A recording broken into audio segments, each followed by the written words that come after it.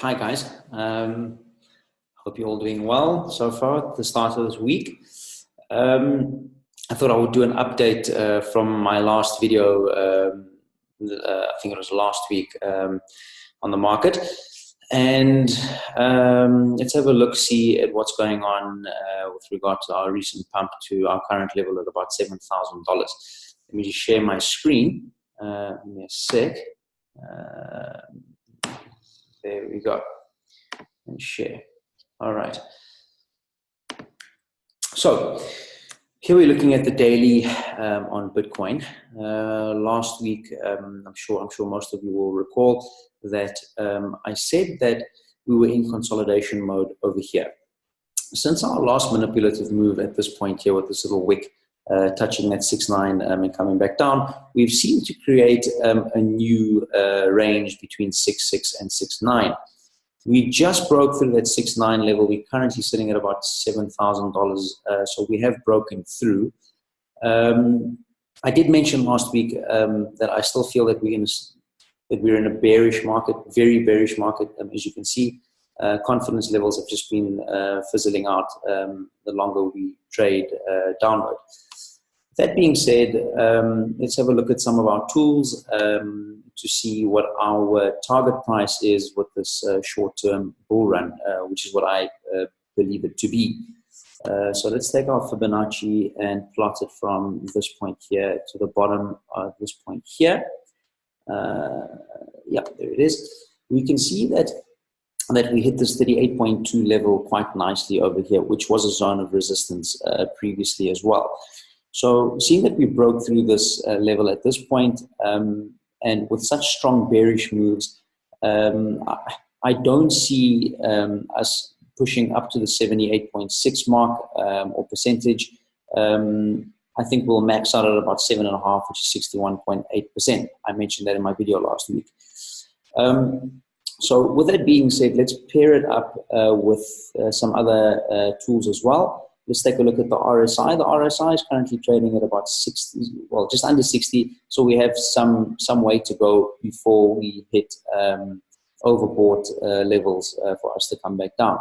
Our MACD has indicated that it is a buy at this cross over here. Even though I'm not a huge fan of MACD because it's quite a lag tool, nonetheless, it has crossed and it's showing us that it's a buy. So we've got Fibonacci that's telling us 7.5, maximum 7.9, or call it 8,000. And we've got our RSI that tells us we still have some legs to run before we hit overbought zone, as well as our MACD as well that's hit that cross and told us that we should have bought. Let's pull up some of the BTC shorts and longs and compare it to what we saw last week. If we open the shorts, you can see that we've come down already. Excuse me. So we can see over here last week we were at that $38,000 mark or contract. We now dropped down to about 33,500. So short term, this is a nice sort of confirmation that that there's less sentiment of people who now believe that the market is going to go short and long. This is purely based, in my opinion, on this next short run that we're going to see up to around the $7,500 mark.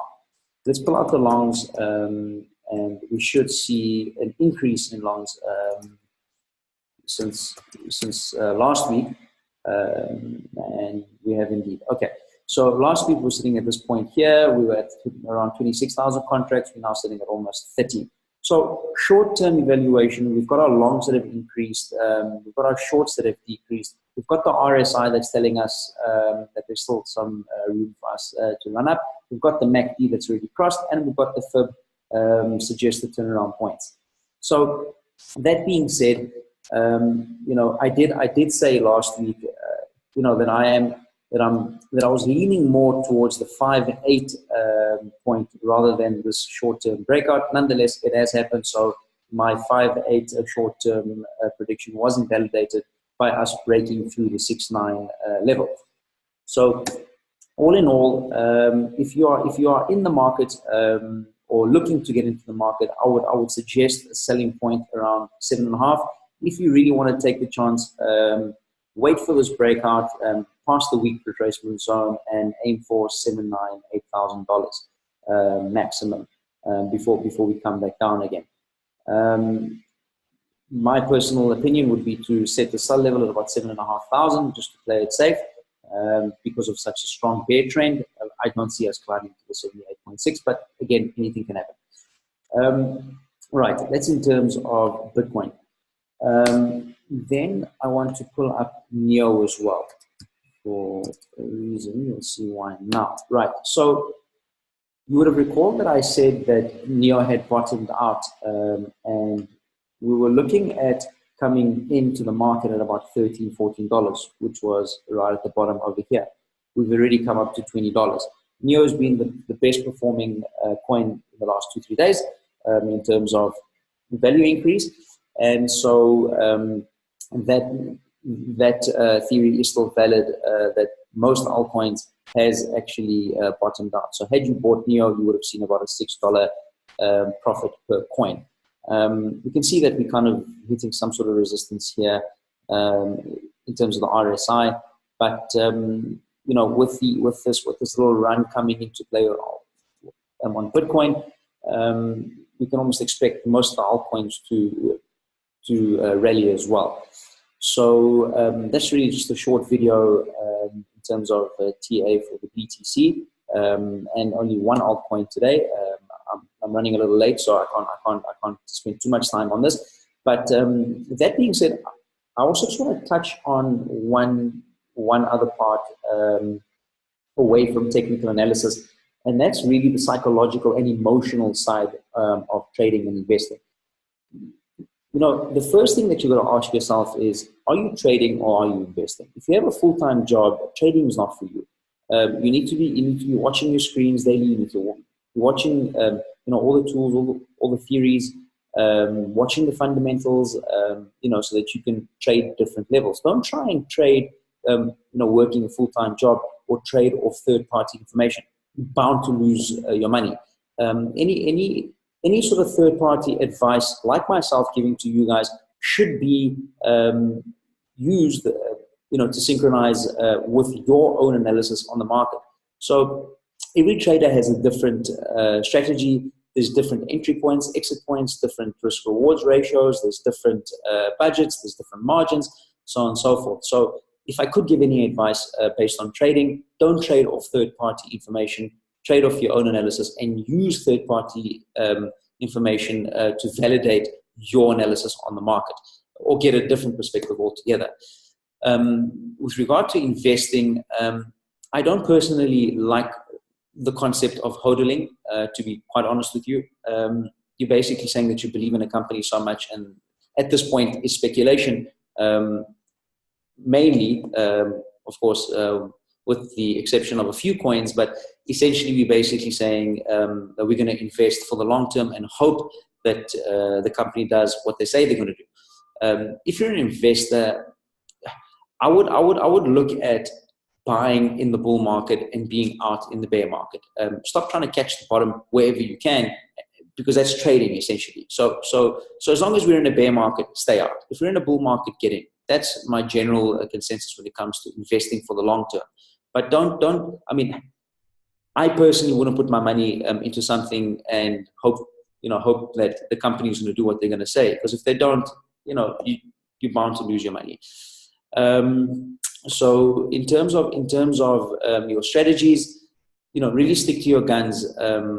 Watch your strategies. Make sure that everything is working in play, and ultimately forget about the FOMOs and the Lambos and the moons and all these silly terms.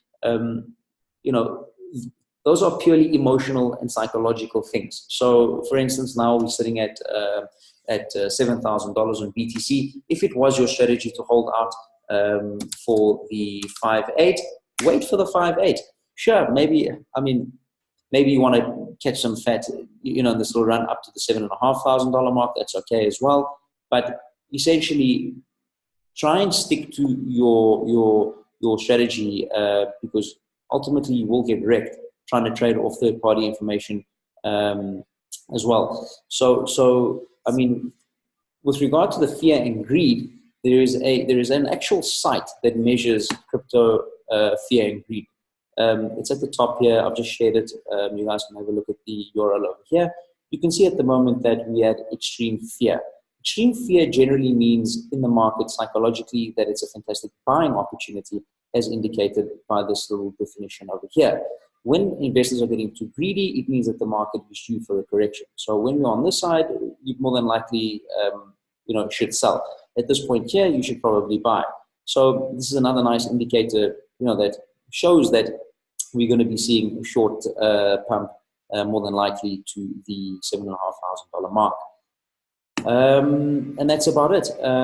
There's another indicator that I can share with you guys as well. It's called coinfarm.online, and it shows how many longs and shorts there are in the market, specifically on BitMEX. Over here, we've got 45% versus a 55% on the long side. And the general sentiment is a buy, not a strong buy, but just a buy. So that's my conclusion for today. Bitcoin looking strong for the short term, probably to about 7,500. That should be your target price. Otherwise, have a lovely week ahead. And if there are any other coin pairings that you guys would like me to do, or any other information or any other technical analysis examples or advice that you guys need, just pop off a comment and let me know. Other than that, have a lovely week. Cheers, guys.